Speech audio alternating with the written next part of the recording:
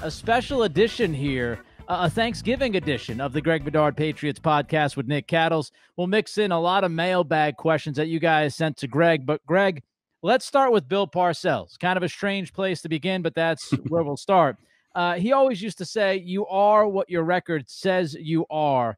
I know you're working on something about that. And your thoughts about how that relates to this football team in 2020. Yeah, I just think it's significant that, and we sort of talked about this, and I got the numbers wrong because, look, I am not a numbers guy. I'm not a math major. I married a math major.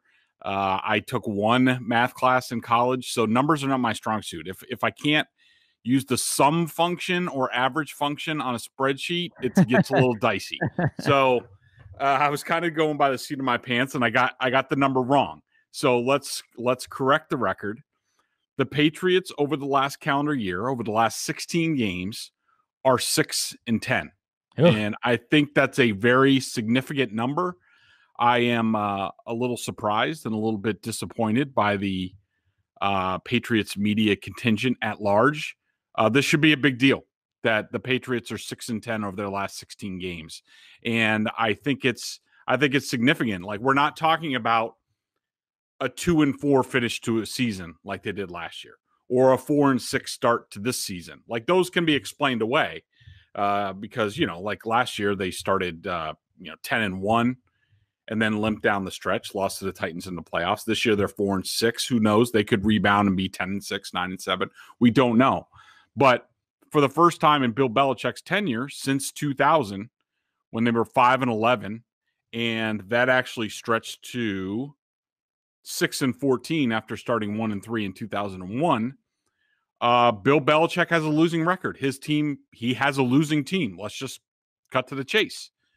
And I think it's significant. I think it should be noted. I think it should be discussed. And that's what we're going to do here. And that really led me into, okay, this is where they are. Sort of, how do they get out of it? And this involves, a roster assessment, something I like to do. Right. Let me put that aside for a second, because I think this is also significant. Everybody, I'm sure there are a lot of Patriots fans out there that want to explain away this 4-6 season to this point with Cam Newton.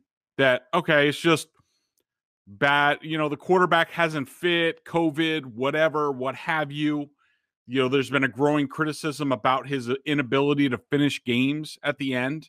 And you could look at their 2-4 record as evidence of that.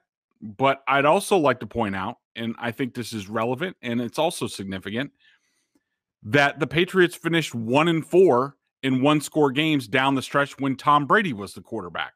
So I don't think it's valid for anyone to sit there and explain away this season and largely the 6-10 record over the past 16 games by, well, it's just Cam Newton. Yeah. And if Tom Brady was here, it would be different. It would be flipped around, blah, blah, blah. No, I'm sorry. But 3-8 in one-score games in your last 11 opportunities is not an indictment on the quarterback, the current quarterback, or the former quarterback. To me, it is an indictment on the roster and where it is. And I don't know how you feel about that. Yeah, I mean, I think the roster is obviously not good enough. And I've said this countless times over the last few weeks, but I think it bears repeating because people just don't want to listen. The Patriots are a middle-class team right now. That's who they are. And when you go back to the final stages of 2019, that's who they were. They're a middle-class roster. They're stuck in the middle, whether you want to call it purgatory or that middle tier. You walk into seasons and you have 5 or 6 contenders, you have 5 or 6 bottom feeders, and then you have everybody else. And that's where the Patriots are. And I'm not just talking about, the quarterback position, because I do agree with you, Greg. People try to break this down to one guy.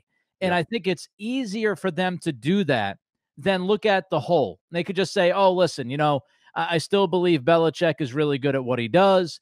And, of course, they're not going to win as many games when you got a quarterback like Cam who looks weird when he throws, and he can't throw beyond 40 yards and blah blah blah blah blah. Wears funny outfits. Yeah, yep. Yeah. I had somebody tweet at me the other day like, "Oh, he can't throw a ball, past 10 yards accurately." I'm like, "Well, I'm pretty sure I saw a 42-yard touchdown pass to Demir Bird today." Yeah, not to say that he's going to do that all the time, but right. I think it's so dramatically swung towards Cam over the last few weeks, and it really began with Denver, San Francisco. I think when you look at the problems of this team, yes, this team 6-10 over the last 16 games, it tells you it goes beyond the quarterback. And I think people have to realize, acknowledge, and embrace the idea that this team is like a lot of other teams that will go 7-9 or 9-7 or 6-10. They're right in that area. And if you execute, you can win some games. You might sneak out a couple of wins.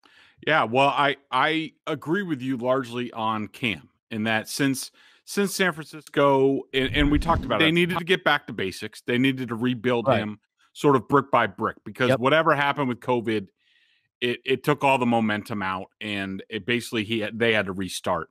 And I largely agree with you that since then, I think Cam has played winning football in my mind. And there are a couple guys, just to sort of clue people in on how I operate.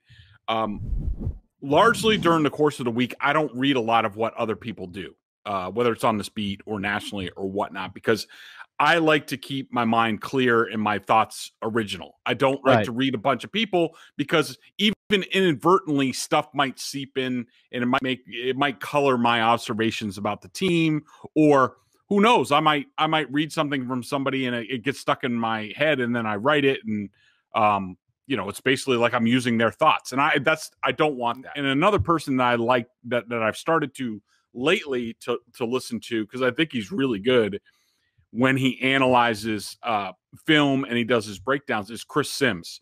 I think he does an excellent podcast, and he also was with the Patriots for a time. And if you listen to him over the past few weeks, he thinks Cam's basically played flawless over the past 3 or 4 games. And while I wouldn't go that far, but largely I think he's executed the game plan well. And something I put on Twitter the other day, and I mentioned on Felger and Maz, it was sent to me by a league source, and it surprised me, and I think it would surprise a lot of people, that total yards per game. Yeah. New England is 16th. This is offense. 16th. Tampa Bay, with Tom Brady and all those weapons, 18th. Yards per play. New England is 15th. Tampa Bay is 20th. Passing net yards per play. New England 17th. Tampa 21st. First downs per game. New England 9th. Tampa Bay 15th. Third down efficiency. New England 11th. Tampa Bay 13th. So I think this further backs up your point, Nick, in that I think, and I touched on it the other day, that I think a lot of the criticism of Cam Newton fair